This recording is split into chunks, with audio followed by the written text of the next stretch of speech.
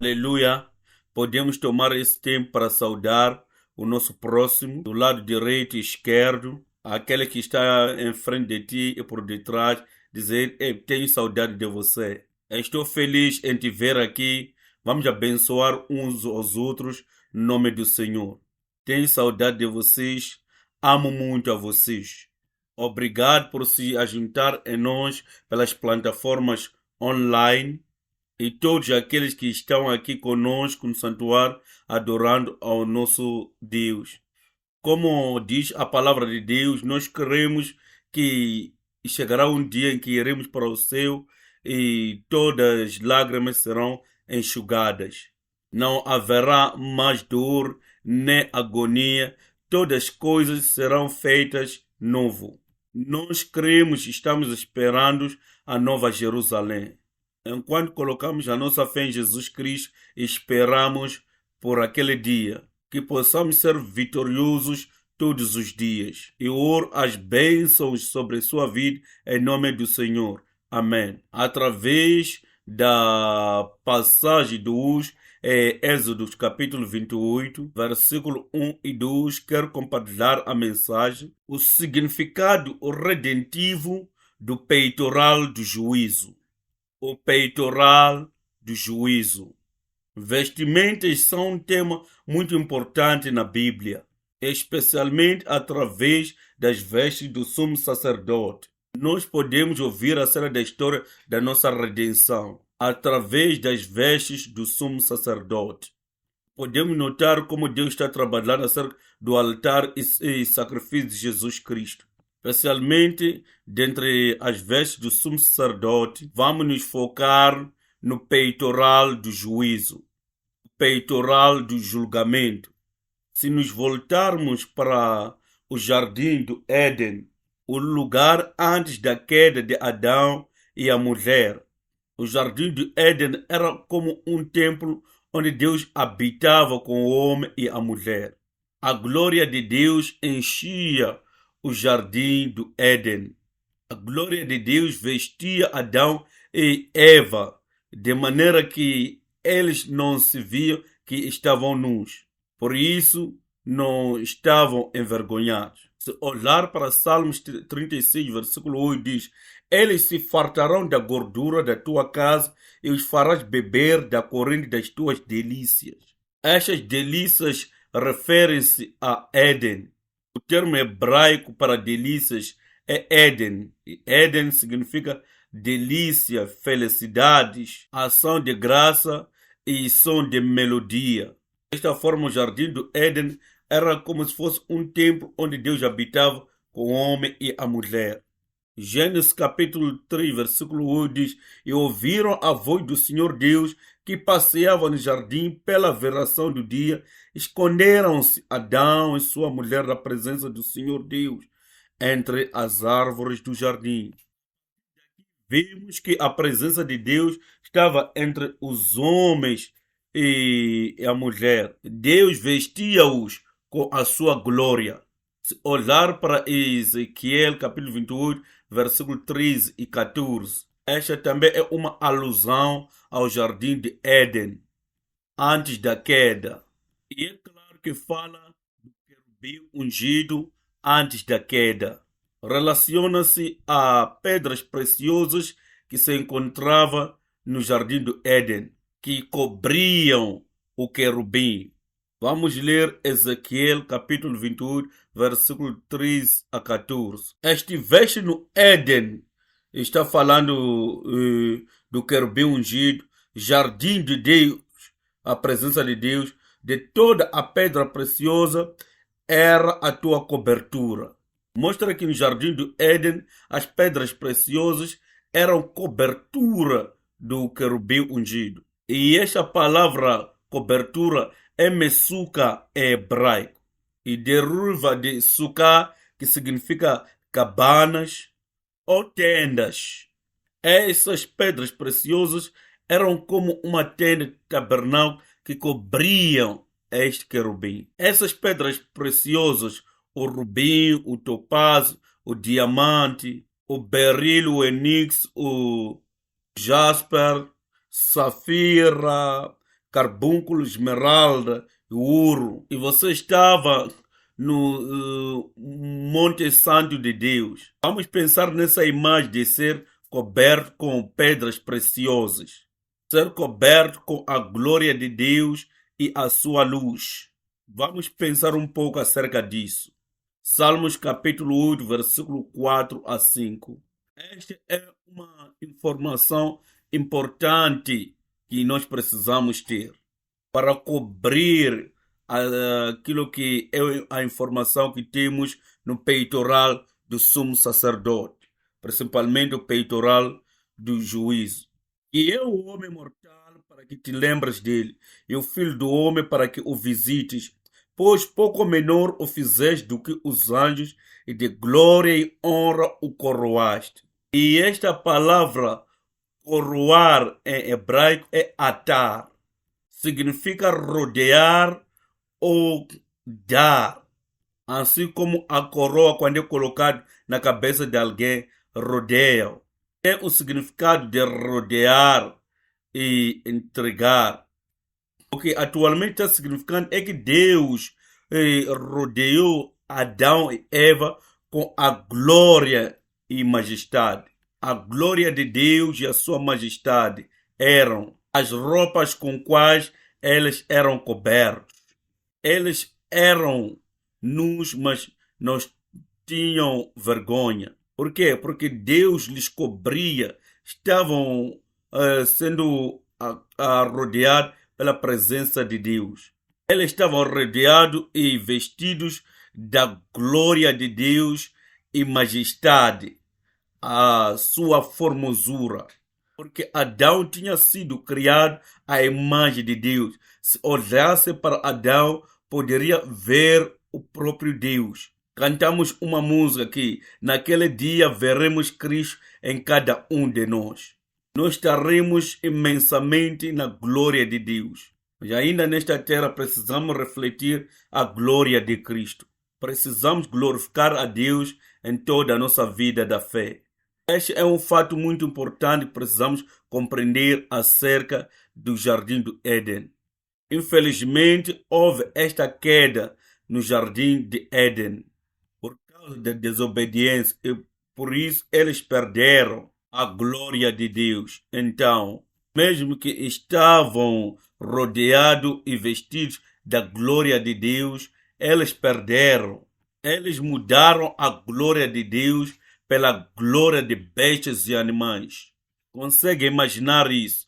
É Romanos capítulo 1, versículo 23. E mudaram a glória do Deus incorruptível em semelhança da imagem do homem corruptível e de aves, e de quadrúpedes e de répteis. Na essência, eles tornaram-se animais. Quando a Bíblia fala de animais, refere-se aos seres sem entendimento. Eles perderam a glória e a imagem de Deus. Eles tornaram-se como quadrúpedes e aves, assim como répteis. Eles perderam a imagem de Deus e a glória de Deus saiu deles. Então surge esta obra de restauração através de sacrifícios dos sumos sacerdotes, e isso aponta para Jesus Cristo. Então, a obra da restauração através dos sumos sacerdotes, e aqui tens aquilo que é a figura da imagem do sumo sacerdote no Antigo Testamento. E esta peça aqui é o peitoral do julgamento. E iremos nos focar nisto hoje. Tudo quanto estou a falar está no livro 6 das séries da história da redenção. Não posso cobrir tudo neste nosso tempo limitado. Se lermos o 6º livro da série da história da redenção, vamos encontrar este conteúdo. Esta peça que o sumo sacerdote vestia representava o esplendor e majestade, assim como a glória de Deus. O homem é pecador, eu e você somos pecadores, somos falhos e somos imperfeitos. Assim sendo, somos inadequados. Mas Deus usou o sumo sacerdote e lhe deu esta cobertura nas vestimentas para que ele refletisse a formosura, a esplendura de Deus. Então, este vestimento do sumo sacerdote era majestuoso e bonito. Dentre eles, este peitoral de julgamento brilhava muito e era glorioso.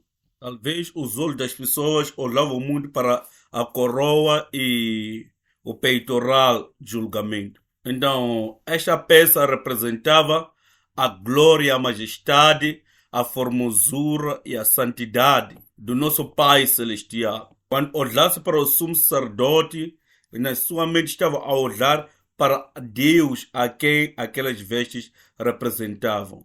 Este é o papel destas vestes. O reverendo Abraham Pack dizia que o ministério do sumo sacerdote revela a Jesus Cristo, aquele que é o verdadeiro sumo sacerdote. Hebreus capítulo 3, versículo 1 fala acerca disso, assim como Hebreus capítulo 4, versículo 14. Diz que como nós temos o grande sumo sacerdote que atravessou os céus, Jesus, o Filho de Deus, que retenhamos firmemente a nossa confissão. Então, o sumo sacerdote e os sacerdotes no Antigo Testamento são sombra do eterno sumo sacerdote Jesus Cristo, que veio na ordem de Melquisedeque. Como vemos, vamos nos focar no peitoral do julgamento. Primeiro, vamos olhar para as características do peitoral do julgamento. Primeiro de tudo, ao nos focar neste peitoral, como pode ver, é quadrado. É um pão de 22,5 centímetros. Como pode ver, foi dobrado. Esta é a imagem. Este quadrado é muito importante porque é o tamanho daquilo que é o templo de Ezequiel. Ele representa a justiça de Deus e a sua santidade, assim como a sua retidão. O material é de ouro, azul, púrpura, escarlata e o linho fino. Este é um material muito caro e um material muito brilhante. E isto reflete a formosura e beleza de Deus, a sua majestade e sua santidade. Este ouro azul, púrpura, escarlata, o linho fino, e no exterior era amarrado por cima e por baixo, não poderia se mover, tinha que permanecer aí no peito. Tem 12 pedras preciosas, como pode ver aí na imagem. São colocados no ouro. Foi montado cada uma delas no ouro. Notar, tem 4 linhas de 3 pedras por cada. E o nome de cada tribo foi engrafado em cada pedra. Última semana estivemos falando com o presidente e os diáconos. Você conhece a pedra para a tribo de Simeão? É a safira. Um dos pastores falaram acerca disso, certo? A safira é a pedra preciosa para a tribo de Simeão. E da tribo de Simeão, os escribas surgiram. Safira fala acerca da escrita, acerca das gravuras, acerca das contas. Fala da misteriosa providência de Deus. A tribo de Simeão tornou-se a tribo dos escribas que escreveram a história, copiaram a lei de Deus. É a maravilhosa ministração da obra de redenção de Deus. Cada nome da tribo é gravada numa pedra. E no interior, se olhar, é como uma bolsa, tem Uri e Tumi, que é usada para julgamento. E vamos falar acerca disso. Uri e Tumi tem muitas especulações de como se pareciam. A Bíblia não dá específicas descrições de como é que Uri e Tumi operavam, nem como se parecia. Então, estas são as características do peitoral julgamento. Isto se encontrava aqui no peito e tem muito significado em termos da história da redenção e em termos da obra da expiação de nosso Senhor Jesus Cristo. Segundo, vamos olhar para Uri e Tumi. O sumo sacerdote usava Uri e Tumi para julgar e tomar decisões. Isso é importante porque ele representava a Deus e Deus lhe dava a resposta através de Uri e Tumi. Êxodo 28, versículo 30 diz: Também porás no peitoral do juiz Uri e Tumi. E eles sempre andam em paralelismo, para que estejam sobre o coração de Arão, quer dizer, na área peitoral aqui. Quando entrar diante do Senhor, assim Arão levará o juízo dos filhos de Israel sobre o seu coração diante do Senhor continuamente. Esta é uma instituição perpétua. Vamos falar na importância de usar isto e como o peitoral juiz está do lado do coração. Vamos falar acerca destes incidentes. Uri em hebreu significa luz. Sabe que luz em hebreu é or e orim é o derivativo plural das luzes. Significa luzes. Mim é o termo hebraico que significa perfeição. Ori e Tumim significa luzes e perfeição. O que isso quer nos ensinar? Quer nos ensinar que o julgamento de Deus é perfeito e justo. Não há nele parcialidades. Desta forma, significa que Deus sempre está certo. O julgamento de Deus não há falha nem erros. Ele é sempre preciso. Olhar para o sétimo livro, olhar as 10 palavras nos mandamentos, aquela palavra Shabbat. Isto mostra que o Deus é o verdadeiro juiz. Todos no fim serão julgados por Deus. E o mais significante é que Deus julga sem parcialidade. E o julgamento de Deus está baseado no fundamento de amor. Ao peitoral cobrir a parte do peito, o julgamento de Deus está fundamentado no seu amor ágape. Quando julgamos um ao outro, quando fazemos a crítica, muitas vezes não está baseado no amor. Muitas vezes está baseado na agonia, está baseado no ressentimento e vingança. Nos levantamos e começamos a criticar esta pessoa. Essas palavras podem até ser verdadeiras ou factuais. Pode até não haver nada errado nas próprias palavras. O problema é o coração com o qual essa mensagem é transmitida. E Deus olha para o nosso coração, mesmo que a mensagem seja verdadeira, mesmo que tenhamos fatos para comprovar, mas é a maneira e o coração com o qual proclamamos esta mensagem ou as palavras. Então, se tem filhos ou discípulos, quando lhes repreende ou lhes bate, eles podem pressentir que está nos repreendendo ou está nos batendo porque nos ama. Esta pessoa está dizendo isso porque ama-me. Eu importo para a vida dele. Mas há vezes quando alguém te repreende ou te bate, você não sente nenhum amor por detrás disso. Mas o julgamento de Deus ou o tratamento de Deus sempre é baseado no amor. E é sempre justo.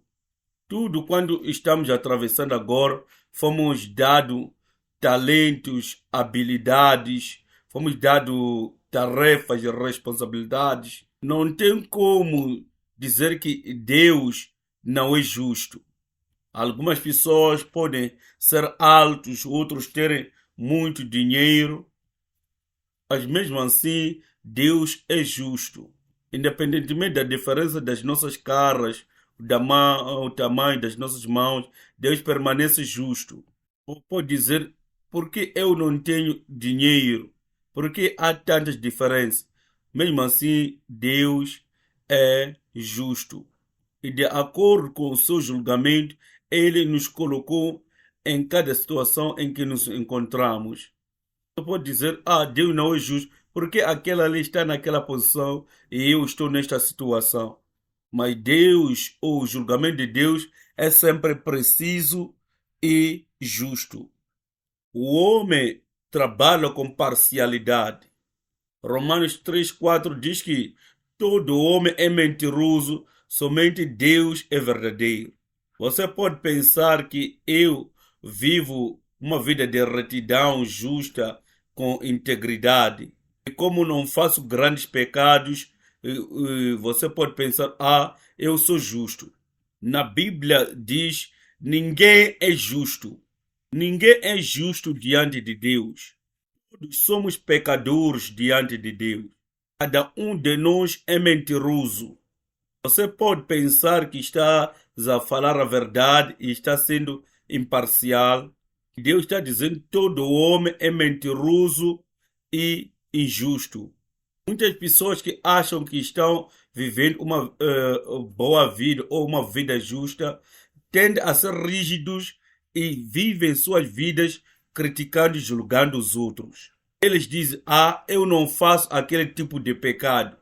E pensam que por isso eles são justos. Então, ser justo e santo diante de Deus é de acordo com os seus padrões. E julgam as pessoas baseado nas suas próprias justiças. E o seu comportamento que eles desenharam e dizem que é bom comportamento. Mas se nos julgássemos de acordo com os padrões de Deus, iríamos ver e descobrir que somos pecadores, somos pessoas sujas, somos pessoas ímpias, injustas, e somos adúlteros, porque é a luz de Deus que revela tudo isso.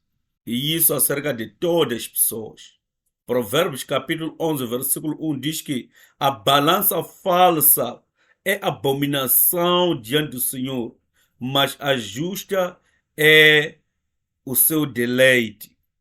Mas já no capítulo 20, versículo 23, diz que medidas diferentes é uma abominação diante do Senhor e balança falsa não é boa. Então, para um exemplo muito simples, pensa acerca de você. Tem pessoas que você gosta e tem pessoas que você não gosta. Esse apenas um simples fato mostra que você é parcial. Vivemos discriminando as pessoas, gostando de algumas e odiando as outras. Mas Jesus Cristo, o nosso sacerdote, abraça a todos e nos coloca no seu coração. Ele não mostra nenhuma parcialidade, nos ama do mesmo jeito a todos. Tiago 4, versículo 11 a 12 diz, irmãos, não faleis mal uns dos outros. Quem fala mal de um irmão e julga seu irmão, fala mal da lei e julga a lei. E se tu julgas a lei, já não és observador da lei, mas juiz. Há só um legislador que pode salvar e destruir. Tu, porém, quem és que julga a outro? De acordo com esta passagem, Deus é o único juiz. A nossa tarefa é orar uns pelos outros. É o nosso ministério sacerdotal de orar e levantar-nos uns aos outros. Alguém pode ser encontrado no pecado ou transgredindo contra a lei de Deus. É nossa responsabilidade orar por essas pessoas, tentar levantá-los para ver se eles voltam ao caminho certo. Deus não quer ver ninguém cair e ser espezinhado. Deus quer que todas as pessoas se ajudem e sejam salvos. E ao ver seus filhos sendo julgados, isso dói o coração de Deus. Isso não é algo que Deus faz com a satisfação. Em 1 de Samuel, capítulo 16, versículo 7, já estavam a buscar um novo rei, porque Deus rejeitou a Saul. E aqui em 1 de Samuel, capítulo 16, versículo 7 diz: Porém o Senhor disse a Samuel: Não atentes para a sua aparência, nem para a grandeza da sua estatura, porque o tenho rejeitado. Porque o Senhor não vê como vê o homem, pois o homem vê o que está diante dos olhos, porém o Senhor olha para o coração. O que acontece é que o homem julga de acordo com as aparências. O homem nunca sabe o que está no coração, mas Deus vai mais além e olha para o coração. Estávamos conversando acerca de casamento e muitas das vezes, quando as pessoas são solteiras, querem casar, olha para a beleza exterior. Se ele é tão alto o suficiente, é bonito o suficiente, é bonita o suficiente, quanto dinheiro ganha e todas essas coisas. Tipo de carros eles têm, onde é que vivem. Mas Deus quer que olhemos para a fé da pessoa em primeiro lugar. O que é mais importante é olhar para a fé da pessoa. Será que esta pessoa crê em Jesus, tem a mesma fé, tem a mesma maturidade? Deus é o único que olha dentro do coração e julga com dignamente. A palavra de Deus em Hebreus capítulo 4, versículo 12, diz que porque a palavra de Deus é viva e eficaz e mais penetrante do que espada alguma de dois gumes e penetra até a divisão da alma e do espírito e das juntas e medulas e é apta para discernir os pensamentos e intenções do coração. As intenções. Deus é o único que pode julgar a nossa fé. Nós não podemos notar, nós humanos. Não tem como olhar para a pessoa e concluir que ele crê bem ou não. Esta pessoa tem fé e esta pessoa não tem fé. Não podemos fazer esse tipo de julgamento. Pessoas são especialistas em hipocrisia e fingimento. Só Deus consegue ver o coração deles. Deus consegue ver a fé. Deus consegue ver as intenções. Deus vê o que está dentro do coração do homem. Deus vê aquilo que está escondido no coração do homem. Por isso que isso é a coisa que precisamos colocar no coração. O que é o Urim Tumim de hoje? Como podemos tomar decisões? Primeiro de tudo, é a palavra de Deus. Salmos 119, versículo 105 diz: Lâmpada para os meus pés é a tua palavra e a luz para o meu caminho. A palavra por si é a luz. Quando chegamos num momento que precisamos tomar decisões, onde buscamos o que precisamos fazer, primeiro de tudo, a resposta deve vir da palavra de Deus. Este é o primeiro lugar onde encontramos as respostas. E isto é chamado de confirmação. Deve vir sempre da palavra de Deus. Você pode sentir, acho que esta é a resposta certa. Isto precisa ser confirmada com a palavra de Deus. A palavra de Deus deve ser a última autoridade. Alinha-se com a palavra de Deus. É a palavra de Deus que deve confirmar o que está a acontecer. Segundo, é a oração. Provérbios 3, versículo 5 e 6 diz: Confia no Senhor de todo o teu coração. E o mais importante é, e não te estribes no teu próprio entendimento. O teu próprio entendimento, a sua experiência, o teu próprio conhecimento, os teus próprios sentimentos ou sentidos, os teus próprios pensamentos. Não confia nisso. Confia tudo em Deus. E daí diz: reconheça-o em todos os teus caminhos e ele endireitará as tuas veredas. Em todas as situações onde precisamos tomar decisões e em todas as ações. Precisamos reconhecer a Deus. Deus, o que quer que eu faça? Será que deveria me encontrar com tal fulano ou não? E tudo isso é feito através da oração e recebemos resposta através da palavra. E João capítulo 15, versículo 7 diz que se você estiver em mim e as minhas palavras estiverem em você, peça tudo o que você desejar e será feito para si. Nós oramos segundo a palavra e oramos pela palavra, de acordo com as alianças e promessas de Deus. E o que diz é que Deus irá nos dirigir. Em Tiago capítulo 1 nos fala que precisamos orar pela sabedoria. Se alguém tem falta de sabedoria, ore por ela. Se você tem falta de sabedoria, peça a Deus e Ele te dará a sabedoria. Assim como Salomão e Daniel. Eles tinham a sabedoria de Deus. Daniel tinha 10 vezes mais sabedoria, entendimento, sapiência, acima de todas as nações líderes na Babilônia. Salomão governou a nação através da sua sabedoria. Tiago capítulo 3, versículo 17 a 18 diz que, primeiramente, a sabedoria de cima é primeiro puro.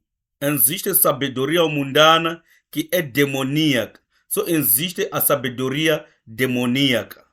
É enganoso e leva à decepção. Há ambição egoísta nela. Há egoísmo e ganância sobre esta sabedoria demoníaca, esta sabedoria mundana. Mas a sabedoria que do alto vem é primeiramente pura. Não há corrupção nela. É pacífica, moderada. Quer dizer, há paciência nela. Ao esperar em Deus nesta sabedoria. É tratável e cheia de misericórdias e bons frutos, sem parcialidade e sem hipocrisia.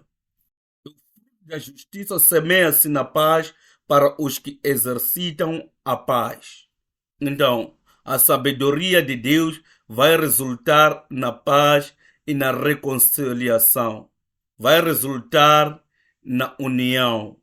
A sabedoria que é demoníaca e mundana vai sempre causar divisões e vai sempre trazer contendas. Porque aquilo que é agendas das pessoas são mais importantes do que a busca da vontade de Deus. Precisamos produzir esses frutos da justiça e da paz nas nossas vidas. Em Tiago capítulo 4, versículo 1 a 4 diz: de onde vêm as guerras e pelejas entre vós? Porventura não vem disto, a saber, dos vossos deleites que nos vossos membros guerreiam, cobiçais e nada tendes, matais e sois invejosos e nada podeis alcançar, combateis e guerreais e nada tendes porque não pedis, pedis e não recebeis, porque pedis mal para o gastar em vossos deleites. Deus está olhando, procurando os nossos motivos. Por que estamos a orar por aquilo? Por que estamos a pedir aquilo? Quais são as nossas intenções ao alcançar ou receber aquilo que nós pedimos? É daí que precisamos da sabedoria de Deus para podermos discernir o bem e o mal. Temos de discernir o que é certo e o que é errado. Por último, o Urim Tumim que o sacerdote usava para o julgamento aponta para o último julgamento que vem na segunda vinda. O último julgamento que vai acontecer na segunda vinda de Cristo. Apocalipse capítulo 20, versículo 12 a 13 diz: e os mortos foram julgados pelas coisas que estavam escritas nos livros segundo as suas obras. E foram julgados cada um segundo as suas obras. No último dia do julgamento, Deus vai olhar para todas as nossas obras.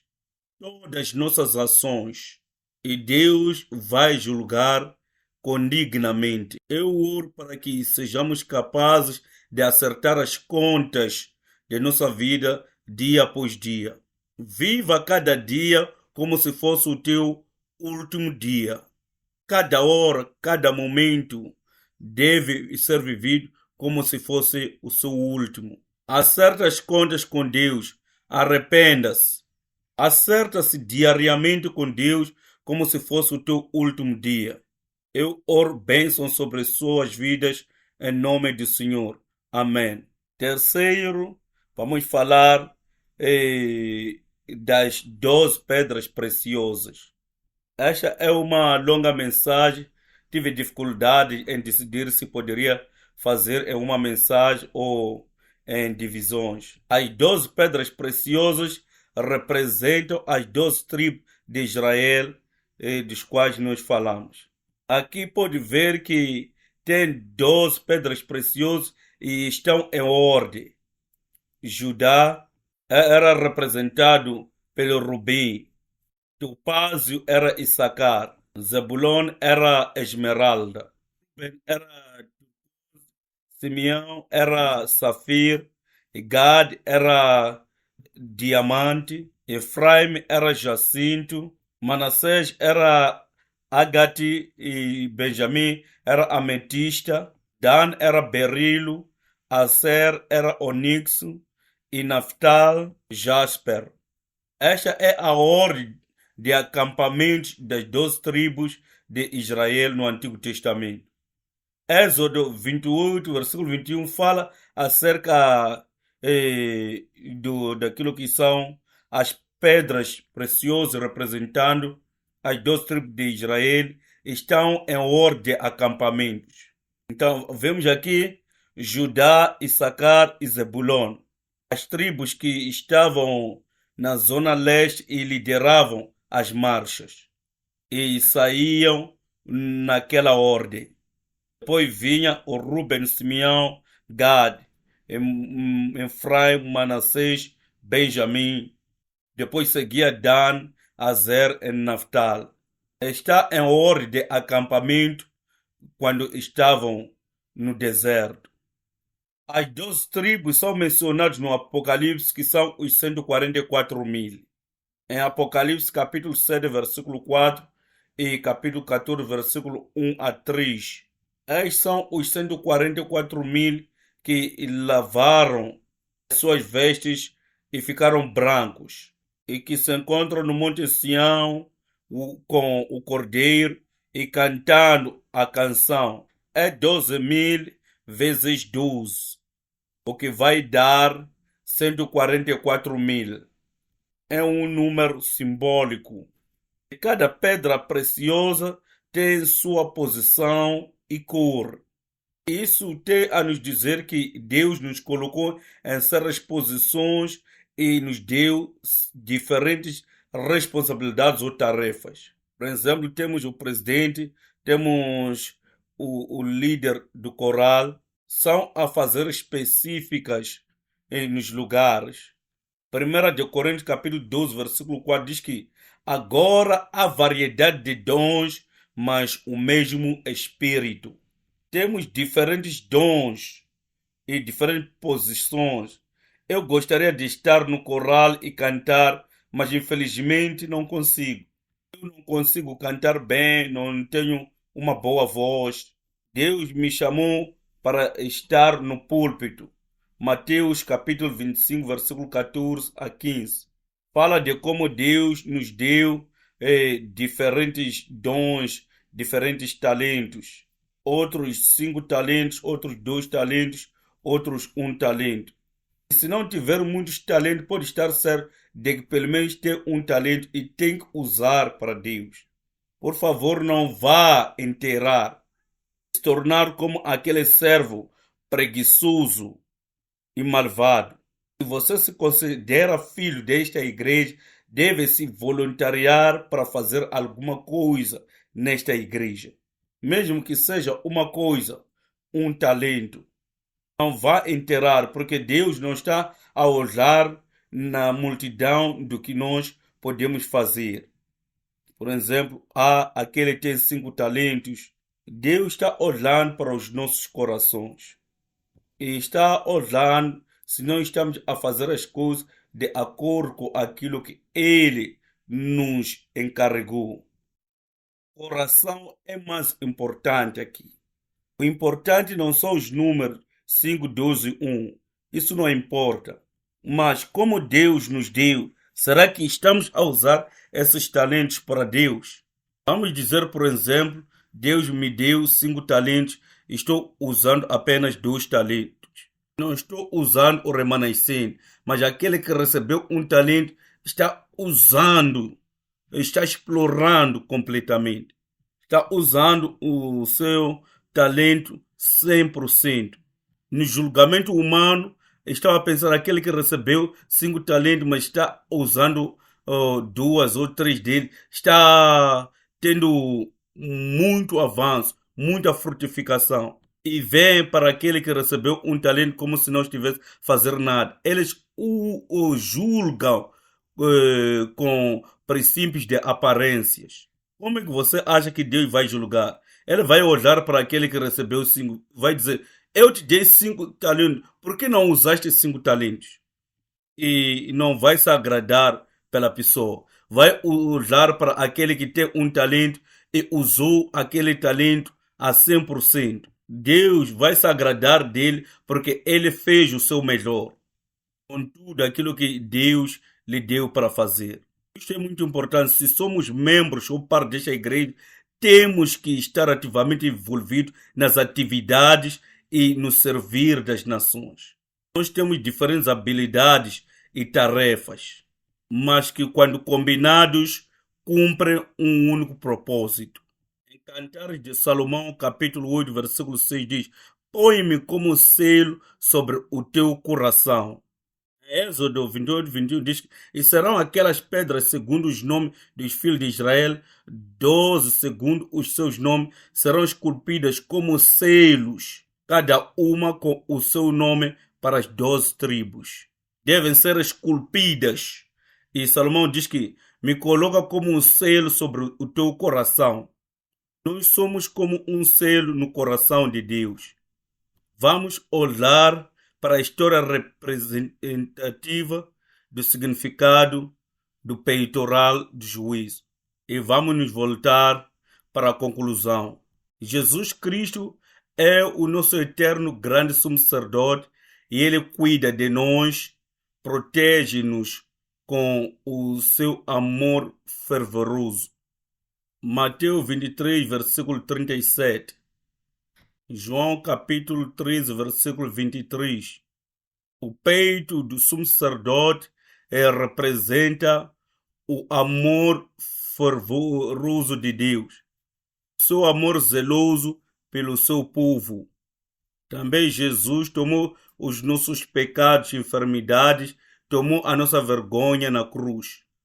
Assim diz no versículo 30, assim Arão levará o juízo dos filhos de Israel sobre o seu coração diante do Senhor continuamente. E esta palavra levar é nassá hebraico, significa carregar ou tirar dos ombros.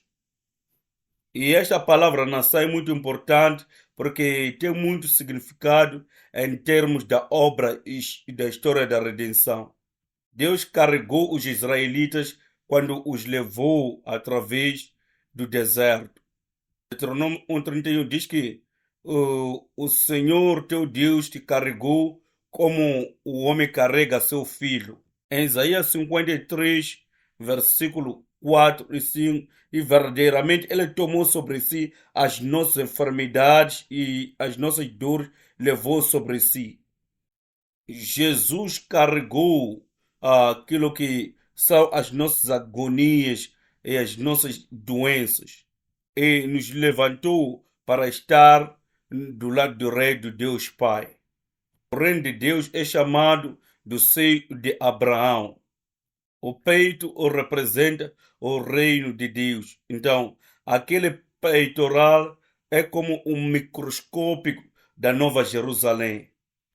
A noiva de Cristo é a Nova Jerusalém.